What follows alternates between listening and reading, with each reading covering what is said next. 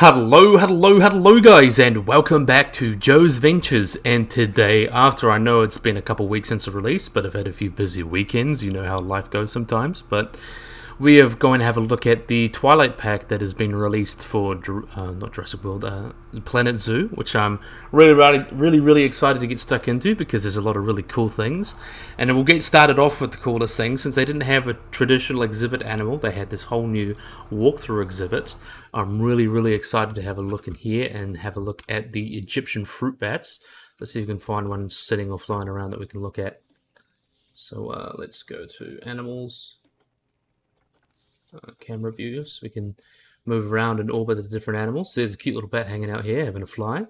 So the Egyptian fruit bat, also known as the Egyptian rosette, or their scientific name is Rosettus aegypticus. So these guys are a species of the megabats, so a lot of those really big bats that are found in Africa, the Middle East, and also in the Mediterranean. And they are one of the three Rosettus species that live within Africa and like that kind of region. I think we forgot we could do that.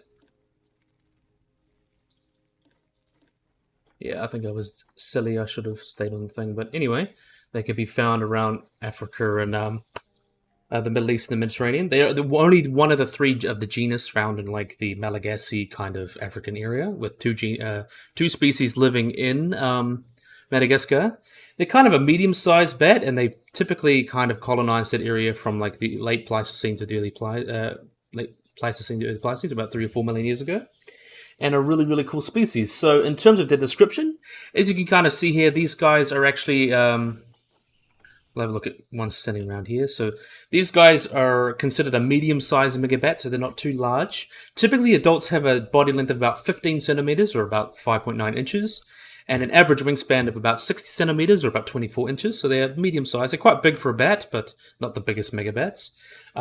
Which is really interesting. And males and females can be quite well distinguished apart because of their large scrotums and prominent strands of hair that appears on their throats. And you can see they don't have this really wild coloration you can see for a bat. Most bats are like kind of brownish or black. These guys have that, they're brownish blacks and that, but they have darker wings as well. And similar to other types of these guys, they only have claws on their first digit there that you can see here on their thumb there. They have these claws, which really helps them to climb with it. And they also have the other digits. They have extremities that are kind of cartilage up there, but these guys have that claw on like the first digit. And they actually also have one of the greatest body to brain weight ratios of any bat species, and are well adapted to flying in low light conditions. So they have these large eyes and a very well developed sense of smell, which is really cool. And as the name of the megabat, the Egyptian megabat, or the fruit bat implies, that these guys eat mostly fruit, so they're frugivores, but they'll also eat leaves and things like that. But they have quite a flexible diet. They will feed on any soft, pulpy fruits from fruiting trees. They'll eat figs and wild dates and things like that. But during how they feed and they forage, they'll typically take multiple short flights from its roosts and various trees during the night. And a study also found that these guys were aware of these abundant fruit supplies and will travel up to like 20 kilometers or 12 miles to reach them. And in large quantities, they'll eat a lot, so they'll eat equivalent to 100 to 150% of their body weight per evening, pretty much, so that's pretty big. And while eating, they'll hold the fruit tightly against its body and prevent other bats from trying to grab it. And they're also considered a seed disperser, like a lot of other species of frugivores. So they will eat these seeds and then disperse them up to like 400 meters or 1,000 feet away from the parent trees, which is really cool. And even seeds that are too large to ingest just like drop down and they can go off and do their thing. So they're quite important in that regard as a pollinator to the ecosystems they live in. And in terms of their mating and reproduction, the Egyptian fruit bat, let's have a look at another one eating here. Look how cute you are. But the Egyptian fruit bat, they have 2 breeding seasons. So the first from April to August, with the second being October to February. And when it begins, they will live in separate colonies, or the colony will be separated by sex. So the males will form bachelor groups, and the females will form maternal colonies. And female bats typically have the control of the copulation, and they typically have their pick of the litter in terms of the mates. So by allowing the female, they'll scrounge around, and then they will. Male will bring gifts to her of fruit to kind of show like, hey, like I like you, you know. kind of just typically how courting does. But they'll give birth to only a single offspring each year, so they typically have a pup. But twins can be occasionally born, and they have a gestation period of about 115 to 120 days. And newborn Egyptian fruit bats are artificial, so they are born with their eyes shut until they're about 9 days old. And the female will carry their pup until they're about 6 weeks of age, until they can hang on the roost that they're on.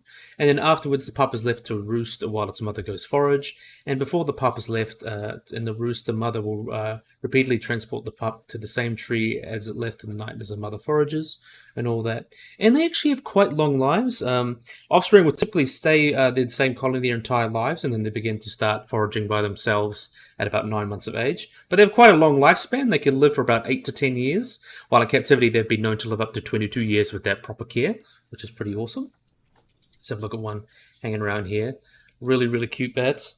And they can be they have sometimes increased exposure to predation in the wild, and then also vitamin D deficiencies, which causes them to kind of lose a lot in the wild. And some of these predators include like mites and things, and Lano falcons, specifically owls and falcons are really big predators for these guys. But these guys also have a very important relationship with lots of really interesting vocalizations.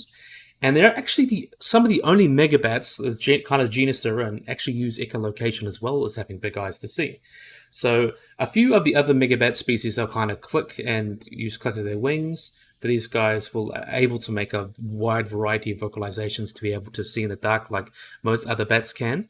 And using sounds, and they even have their own like random grunts and dialects and things which shows they potentially have almost that kind of language kind of thing going on, which is really, really cool. And they have their own dialects that are produced at different frequencies between different colonies, which is really awesome. And so their range, as I mentioned, they're quite widely distributed. They can be found in the Middle East, all throughout Africa, and northern parts of the Indian subcontinent, or the northern regions. They've even been found in places like Cyprus and Turkey, and they've been observed in the Greek islands as well. And they typically live in all sorts of different habitats and include tropical savannas, tropical rainforests, things like that. And they tend to live in large colonies that tend to be thousands of individuals in a single roost. And they prefer to establish roosts where there's lots and lots of fruiting trees, and they mostly will roost in caves. But with no caves, they will like roost in cave-like structures, such as abandoned hangars or depots and things like that. But in terms of their relation to people, they are often eat a lot of commercial fruit that people grow obviously to feed people, so sometimes they're poisoned, and they are considered a pest in a lot of places. And they're also a disease reservoir, so lots of other bat species, they can become a reservoir for lots of different species of diseases, so like Ebola is a good example of that. And in captivity, there are zoos that have them, which is really cool, and they're often considered a model animal a lot for navigational research because they're suitable for that, since they use visual inputs as well as echolocation to get around. So basically, they're kind of like a one-stop shop for a lot of animals and a lot of research, which is really, really cool. So, we're going to have a little look at their Zoopedia before we go. So let's see if we can find it there. Zoopedia. It's the fruit bat. So they live in, we've already mentioned a lot of this information. See with their ranges that you can see that they live around patchy range around Africa and the Middle East, and you can see around here they live even in India. So the number you have is at 5 to 35 in a habitat. Dominance, they don't really have a dominance, and they're quite promiscuous. Size about 60 centimeter wingspan, live for about 17 years and they're about 125 grams. Age of sexual maturity is about 15 months. They're able to produce babies till they die. They have one baby per each mating event. They gestate for 4 months. The interbirth period's 8 months, and they're quite easier to breed in captivity. And some things they'll eat, as I mentioned, that they can live in colonies up to 9,000 bats. Highly vocal as well, and they've been heavily researched because of their excellent navigation and echolocation skills. So pretty much mentioned all that. So that's our first animal done. Really, really awesome. So now we're moving on to another cool little guy. So we're moving up to the habitat animals. Let's see if we can spot them in here. They might actually be in there. Yeah, they're all in here. So let's enter the camera view. So we've got these skunks here. The striped skunk. So these guys are a type of skunk that occurs through much of North America, including Canada, the United States, and northern Mexico. And luckily, I consider least concern. They're still quite common. And these guys are kind of considered you can see they're quite stocky built animals with that small conical head and that really heavy fur tail, and also that large stripe there. Adult males typically tend to be 10% bigger than the females, with both sexes typically measuring about 5.2 to 7.7, 77 centimeters long, and typically weigh about 1.8 to 4.5 kilograms, or 4 to 9 pounds, with some getting up to 12 pounds, or about 5.5 kilograms. And they've got these plantar-grade feet, as you can kind of see here. They walk on their heels, and they have these the forefeet have these 5 long claws that are adapted for digging, and the hind feet are typically a bit shorter. And the striped skunk has quite a varied pattern generally, but they typically have that long stripe going down there, which is quite charismatic for the species. And there's also these kind of brown and cream colored mutations that you can get. And like most other species of skunk, these guys have highly developed scent glands, which are each side of the anus, and they typically create this chemical response, and they produce a musk that they spray on predators, and it's quite odorous, and that's why you get the smelly skunk. And it's sprayed on them, and it can be sprayed up to a distance of several meters. And these guys have this mixed reaction to this performance perfume maskers as well, and is quite offensive to the eyes, and makes people really smell bad, and even like their eyes with water and things like that. So it can be quite bad, but really, really awesome animals anyway. So these guys, in terms of their reproduction, these guys are polygamous. So they normally breed about once a year, though yearling females who failed to mate may enter a second estrus cycle a month after the first time. And the mating season usually occurs from mid-February to mid-April, though it's delayed a little bit in these higher latitudes. So I think they're starting to walk out of their hide there. So let's have a look at it. There we are. So let's have a look at you walking around. Really, really awesome there. So, they typically copulate. The male's testicles will actually swell during the January-February period, and they will typically start breeding around March as well. So when a male has reached a female, they approach her, and then they'll copulate as well. And a single male may actually have a harem of up to several females, and the male will defend them against the other males between that mating period of about 35 days. And once this mating period is finished, the females will confine themselves to the den, and the male will go out and try and find more food, obviously build himself back up again. Typically, gestation is about 59. We'll have a look at the cute little baby as we talk about the gestation. Look at this cute little guy. Gestation is typically about 59 to 77 days, with the kits being born about mid-May to early June, and litters can be between 2 to 12 kits, but the average is about 5 or 6 kits, though a litter of 18 has been reported before. And they're born quite blind and sparsely furred. They weigh about 40 grams or 25 grams when born.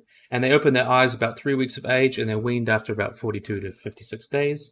And although their musk is still undeveloped, these guys will instinctually assume that defense response. They'll lift their tails and kind of show their butt to try and shoot their musk, even though it hasn't developed yet. It's kind of that instinctual.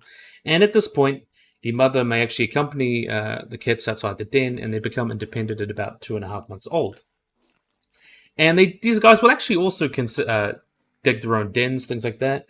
And though they will appropriate abandoned dens from other animals and use them. And they typically only use these dens between winter, late fall, and early spring, where females will actually use these to raise their kits in.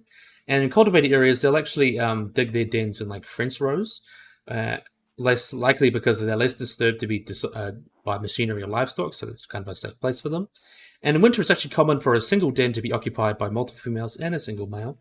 And during this period, the striped skunk lowers their body temperature from about 38 degrees to 32 degrees, and will forage for short periods in the winter, but they will primarily use their fat reserve to kind of live through the winter. So in terms of their habitat, these guys live in all sorts of different habitats: woodlands, open fields, ravines. Some populations will even live in cultivated areas and even prefer them, which is pretty interesting.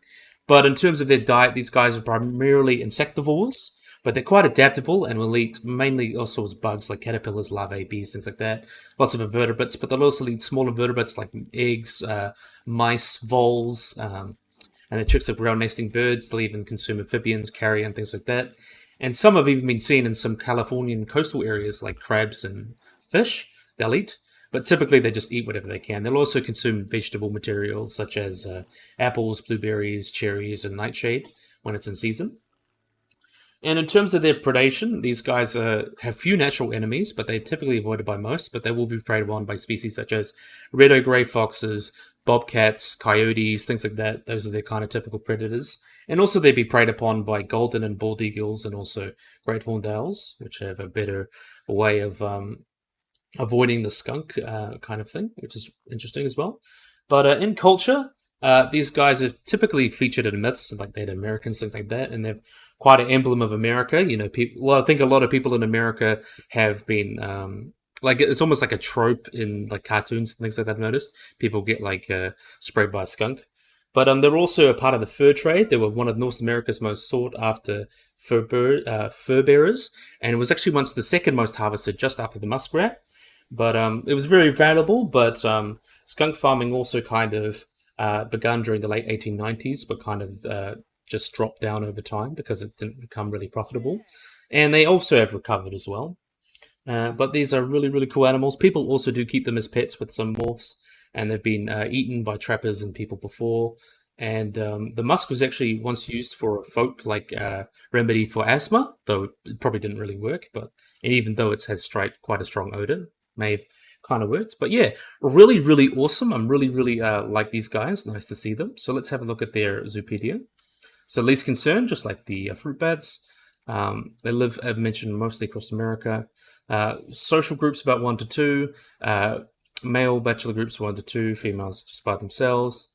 Dominance none. The polygamous, they're quite shy, and humans kind of their habitat. Males are slightly bigger, as you can see here, about 42 centimeters nose to rump, but females 37. 8 years for both male and female, and males are a little bigger, about 3.7, and females 3.3. Sexual maturity, they reach about a year old. They can have babies till they die. They have 1 to 5 babies per mating event with a gestation period of 2 months, and the interbirth period can be 12 months, and they're quite easy to breed in captivity. So yeah, really, really awesome. I do like these guys. So next off, we're moving from America down to Australia. Who doesn't love Australia? We've got everyone's favorite big round marsupial. We've got the common wombat here, which is so awesome to see.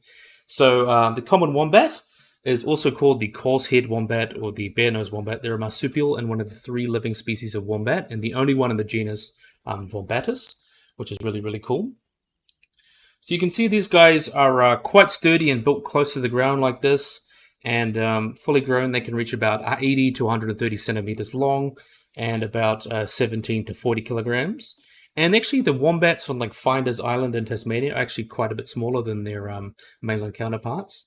And the main way you can distinguish these guys from other types of wombats, such as the hairy-nosed wombats, is these guys have a bare nose compared to the hairy noses of the other 2 wombat species.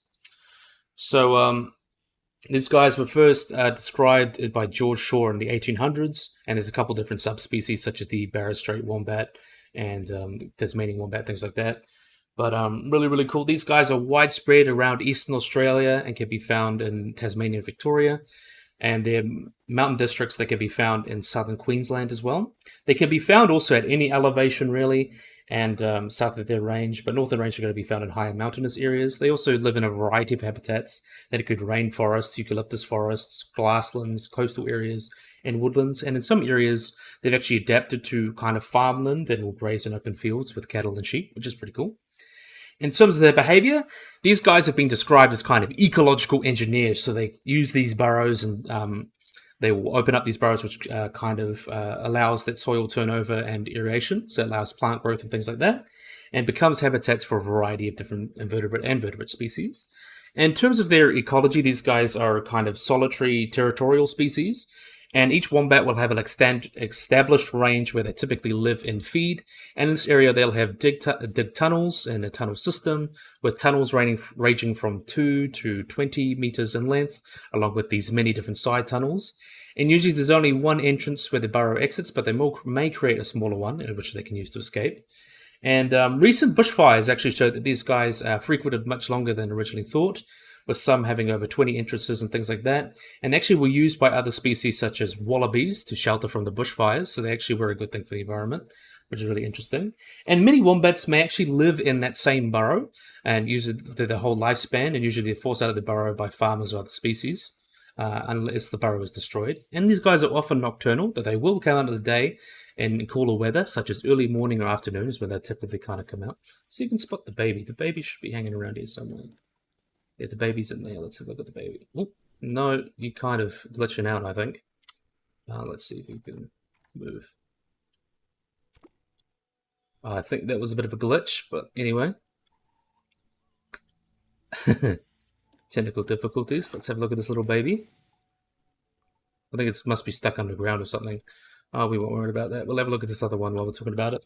Technical difficulties. But anyway, these guys are herbivorous, so these guys will subside on things like grass and everything like that. Let's see if we can spot in here. Have a look at you come in here. A lot of them like the burrows. But anyway, these guys will feed on grasses, snow tussocks, and other plant material. They're typically foraged during the night, but they will come out in the day, as I mentioned, in cooler weather. The only marsupial in the world where their teeth actually grows continuously, which allows them to feed on these grasses, which are quite a bit tougher than most other things that marsupials eat. And in terms of breeding, they breed every 2 years or so, and they produce each time a single joey. They have a gestation period of about 20 to 30 days, and the young will remain in the pouch of its mother for about 5 months or so. And when leaving the pouch, the baby will then weigh about 3.5 to 6.5 kilograms, or 7 to 14 pounds. And then the joey is eventually weaned about 15 months of age, and is usually independent about 18 months of age as well. And wombats typically will have an average lifespan in the wild of about 15 years, but can live up to 20 years of captivity. So now let's have a look at the Zoopedia. The least concern as well, so pretty much all the information I've mentioned. So yeah, you can see that range here, Tasmania, and up to parts of southern Queensland, and mostly Victoria, New South Wales, those kind of areas. And in terms of their social, they're solitary, so they have 1 up to 2, so 1 male and a female. None, they don't really have dominance. They're confident, but humans can't enter their habitat. They are polygamous as well. They're typically about the same size, about on average 102 centimeters long. About 21 years of age is their life expectancy, and they get about 26 kilograms on average. Age of sexual maturity is about 2 years of age. They can give birth to babies until they die. They have 1 baby per mating event. The gestation period is about 4 months, and the end of birth period is about 24 months, or about 2 years, and they're quite hard to breed in captivity, apparently. Some other facts: they're actually able to achieve and maintain a speed about 40 kilometers per hour for up to 90 seconds. And their closest living relative is the koala, which is interesting. The skin of the common wombat is also extremely tough, and they actually use their hindquarters, which is like quite, I believe they have a cartilaginous pad there as well, which can withstand bites, and they use that to protect from predators. And one cool thing as well is these guys have cube-shaped feces, which is really, really weird. And they're one of the only species to have that, which is really cool. And they use it to mark territories and attract mates as well. And they don't really benefit from hanging around with any other species. But yeah, really, really awesome. I don't think we can find one. I can't see the baby. I think they might have just glitched out. I guess that's kind of how Planet Zoo is sometimes. But now we're moving on to the next animal. Second to last, we've got the raccoon. Who doesn't love a raccoon? So really, really awesome guy here. So this is the raccoon. These guys, or also just called the common raccoon, they're quite a distinctive species. They've got that kind of masked look. If you know Rocket Raccoon, you know him. So really, really cool species. So let me just get to the description here. So in terms of how they look, you can see their head to hindquarters, they can get about 40 to 77 centimeters long, or about 60 to 28 inches, which does not include that tail, and the tail gets between 20 and 40 centimeters long, as you can kind of see here. So they typically have this really interesting look to them. They have that kind of band around their face there, and also that ringed tail, almost similar to like a ring-tailed lemur. But the body weight of raccoons actually varies a lot during the habitat they live in. Some specimens, like in southern Florida, can get quite small. They range between kind of 2 to 26 kilograms in those kind of size, and then usually about 5 to 12 on average. So they can be quite small or quite large, and there's a lot of variation within that. The largest wild raccoon ever recorded was about 28 kilograms, or about 62 pounds, and about 140 centimeters in total length. And it's actually the largest of any procyanid, or the group that the raccoon belongs to, which is pretty awesome. Let's have a look at you sleeping over there. So you can see they got that black fur across the eyes, where they get their bandit mask, where they kind of get their name. And they've got this typically grey to reddish brown fur, which has also got guard heads that allows them to keep cool. And some populations, even introduced populations, are quite a bit lighter or a very dark coat compared to other individuals, which is awesome. They're also quite plantigrade, as you can see here, and they're able to manipulate a lot of things with their front paws. So they are quite able to manipulate things. It's kind of gets a little bandit look, as you can see. And they can run and jump quite easily. They can top speed about 24 kilometers per hour, 10 to 15 miles per hour. But they can swim at average speed about 5 kilometers an hour and can stay in the water for several hours. And they are actually able to climb down trees head first because they can rotate their hind feet backwards, which is quite different from most other mammals. And yeah, really, really cool. In terms of their senses, these guys also have a hypersensitive sense of touch, especially with their front paws. And they're actually protected by a horny layer, which allows them to be pliable when wet, so they're able to very much perceive things centrally. And they're also thought to be colorblind or poorly able to distinguish color, though their eyes are well adapted for sensing those green lights, and which is really, really cool. And they also have a great sense of smell that they can use to communicate. They use their feces and urine to communicate with each other, and they also use it to smell out food, of course, and can perceive lots of different sounds, including like quiet noises like those of earthworms, which is pretty cool. And quite intelligent as well. A lot of people remarked on they're intelligent. A lot of people call them like clever beasts or even trash pandas because they find ways to get in your trash and eat it. So they're very, very intelligent. And they actually seem to have the understanding of abstract principles like locking mechanisms, which is actually quite similar to primates, which is very, very interesting.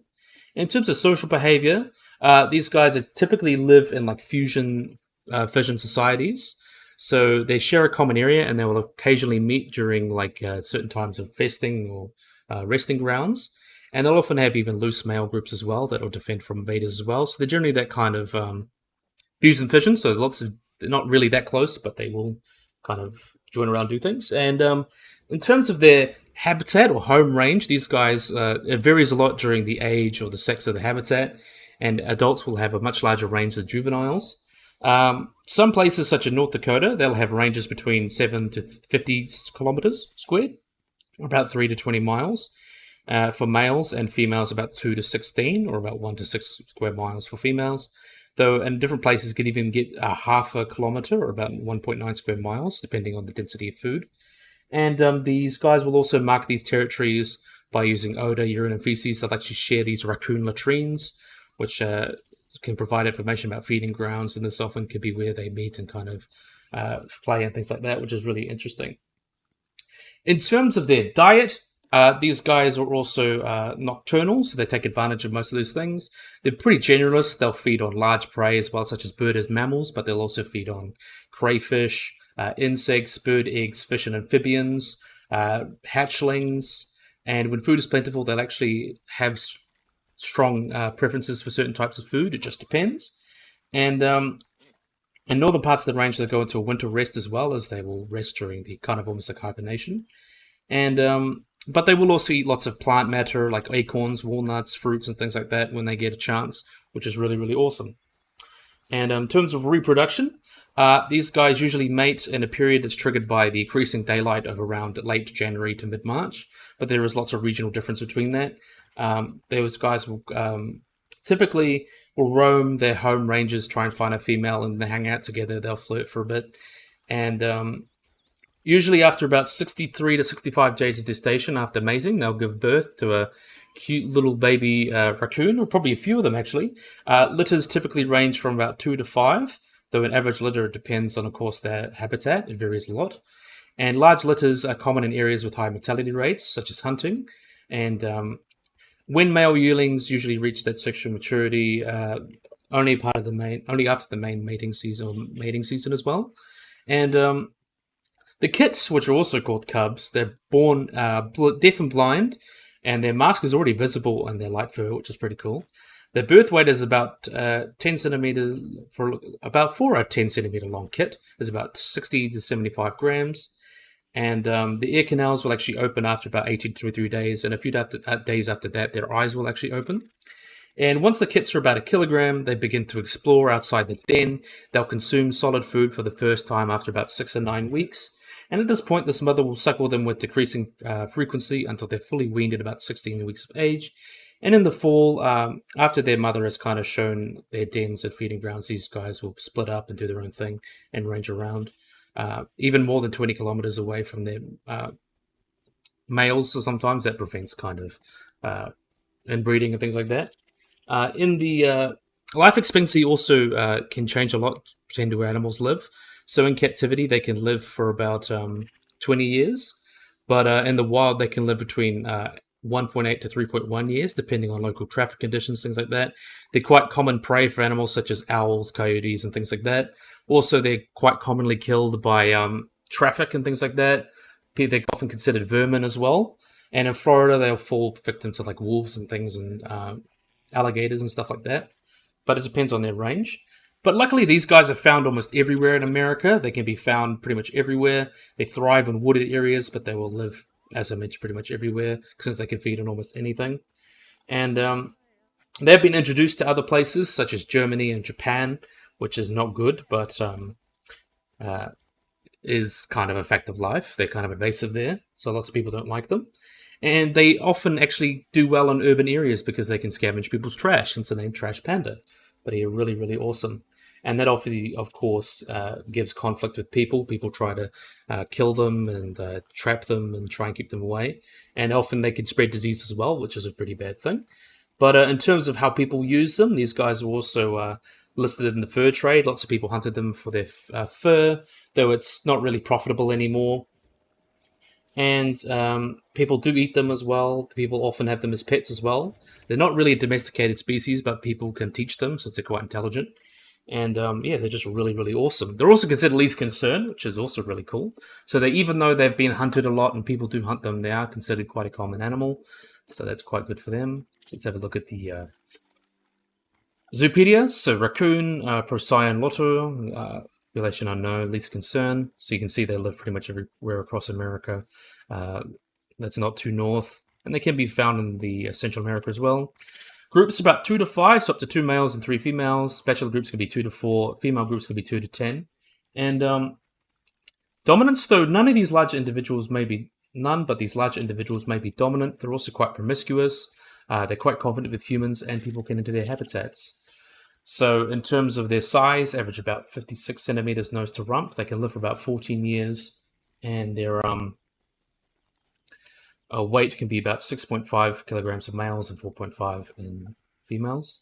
Their age of sexual maturity is about 2 years of age, and they can have babies till they die. Number of offspring per mating event is about 2 to 4. And gestation or incubation period is about 2 months, and they have an interbirth period about 12 months, and they're quite easy to breed in captivity. So let's have a look at some random facts. As I mentioned, their hands are very sensitive. The raccoons know their territory well and may have up to 20 den sites that they use. There's subspecies. Subspecies are kind of haven't been sought out a lot. The black mask around the raccoon eyes actually improves their vision by absorbing that excess light and reduced glare that allows them to see in the dark. And they're also quite excellent problem solvers and quite adept at working out puzzles, especially when food's involved. And they are actually able to get on quite well with the striped skunk, as you can kind of see there, and the North American beaver. So pretty awesome there. So that's our last animal.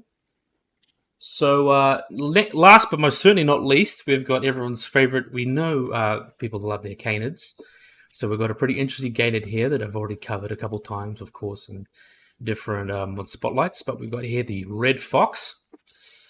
So these guys are the largest of the true foxes and actually one of the most widely distributed members of Carnivora. So they're typically found across the Northern Hemisphere and have been introduced into Australia as well, which actually makes them one of the top 100 worst invasive species.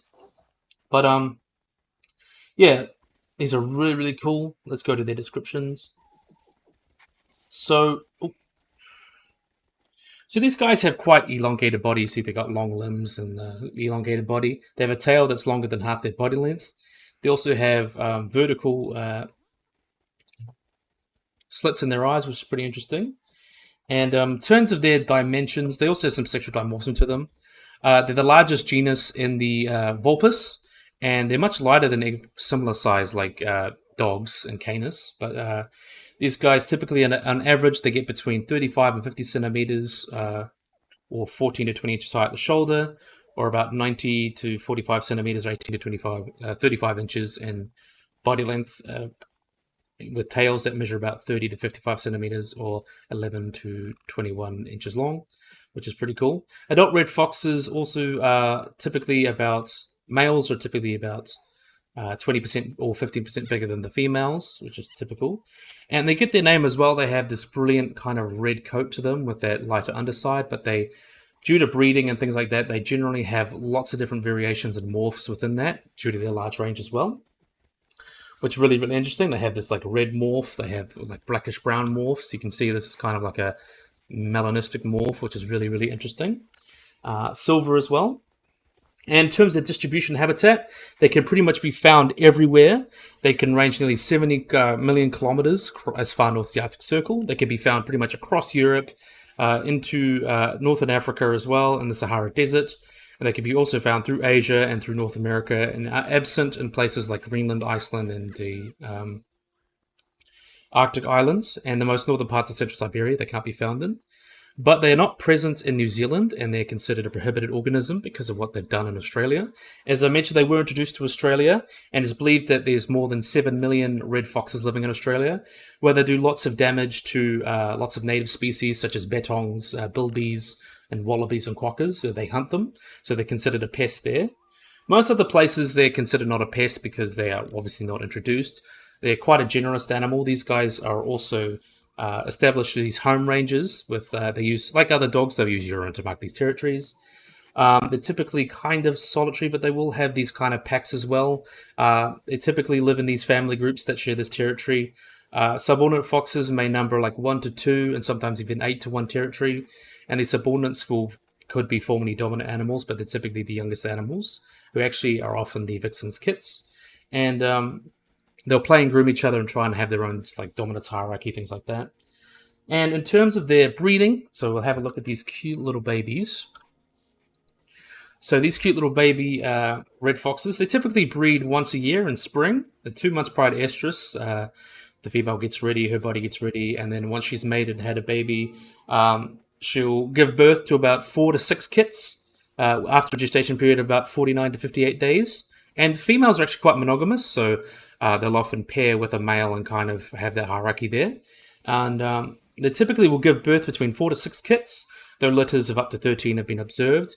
Though typically these large litters tend to occur where there's high mortality. And at birth, they typically weigh between 56 to 110 grams, or 2 to 3.9 ounces, and about 14 centimeters long.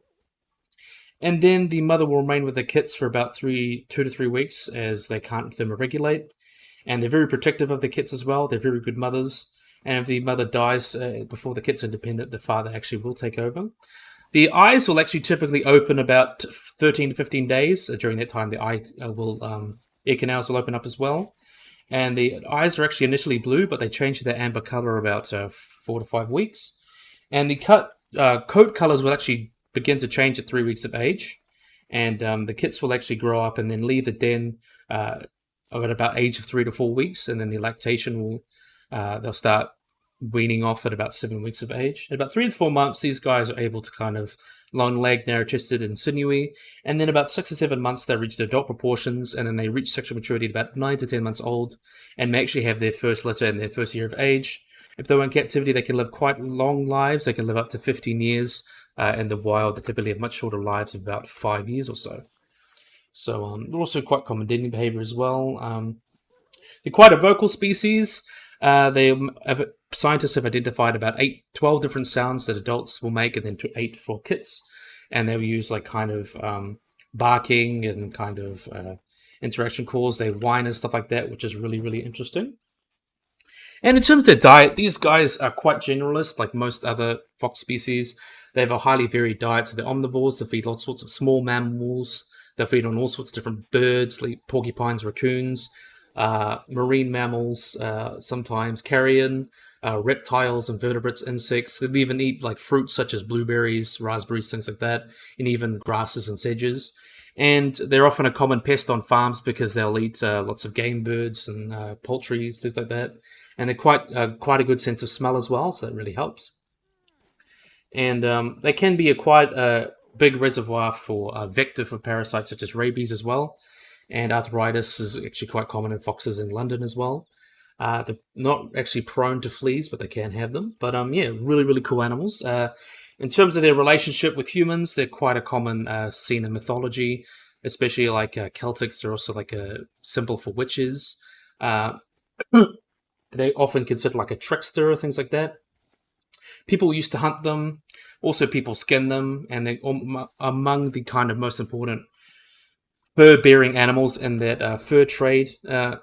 People still kind of do hunt them, but nowhere near as much as they used to, because they're just not that profitable. But people also, they will prey on livestock, so people try to protect them. They'll prey on like guinea pigs and things like that. So people that live in areas with foxes have got to be aware of that. And also taming and domestication. People have tried domesticating them. They're generally considered unsuitable for pets, but there have been some kind of farm foxes, or there's been experiments trying to breed foxes to have like domestic traits. But a tamed fox is possible, but they're not going to be the same as a cat or dog. One thing as well, they're quite common in urban areas because they're quite good at scavenging, quite similar to raccoons, and that can cause problems for disease as well and trash as well. But they seem to be doing quite well. They, as I mentioned, they got quite a wide range, so they're doing quite well.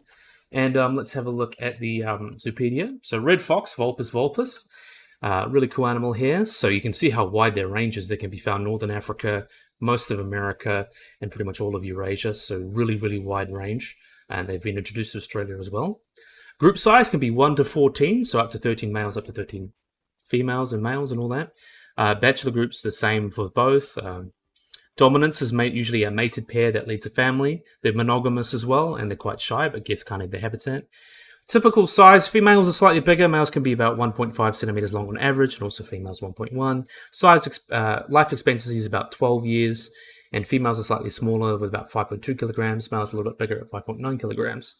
So age of sexual maturity is about 10 months of age, and age of sexual sterility is about 10 years. Number of offspring per mating event can be between 3 and 6 babies. Gestation or incubation period is about 2 months of age, and the birth period is about 12 months, and they're quite easy to breed in captivity. So let's have a look at some random facts. I mentioned some of these. They have excellent hearing and can hear their prey movements even underground. They'll also grin when they're afraid or demonstrating submission, which is often misinterpreted by humans as a sign of happiness. And male foxes are called trods. Females are vixens, and their youngs are kits, which is pretty interesting. And they don't have any other benefits from sharing the habitat with the other animals. So I think this is a great place to end today. We can see this wonderful Twilight Pack. I think they've done a really wonderful job giving us an interesting selection of animals. A lot of people were like, oh, this is kind of a weird one, but they've given us a lot of heavy hitters. They've given us a wombat that we all wanted. And I just love the bats. I think it just gives us something that's just super interesting. But yeah, I think this would be a great place to end the video. So I really, really, really hope you guys enjoyed this video. Hope you guys like and subscribe. Always remember to get the little bell icon to get notified about anything. So yeah, hope you guys enjoyed this video. Hope you guys like and subscribe, and bye-bye.